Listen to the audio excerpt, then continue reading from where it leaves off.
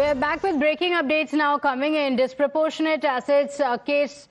A case has been filed against H.M. Janardhan. The Karnataka Lokayukta police filing a case with 1.70 crores in cash recovered during the raids. These recoveries were made during search operations.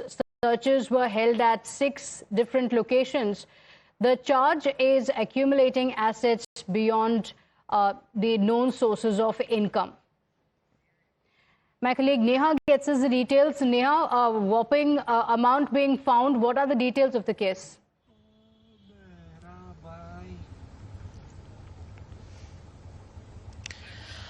Well, yes, Pratibha, yet again, we're seeing the manner now in which, in fact, the Lokayukta, of course, has been carrying out its raids and searches on several government officials. Now, the latest that, in fact, we're picking up is that an engineer here, of course, from the government's department there, has, in fact, found himself in troubled waters. About 1.7 crores that was indeed recovered from him.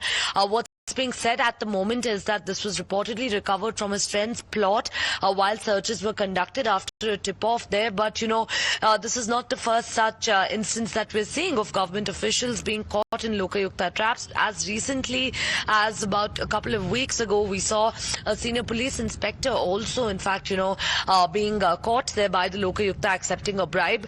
These course go on to prove the charges that the BJP has been time and again making of corruption in the government, while of course Lokayukta is a body that has been conducting searches and of course raids during every government's tenure. It really remains to be seen right now as far as this particular case is concerned, from where the money was recovered to the tune of nearly about 2 crores, how much of course this goes on to show and what really comes out of this through further investigation. Okay, all right. Neha, do stay with us. We have more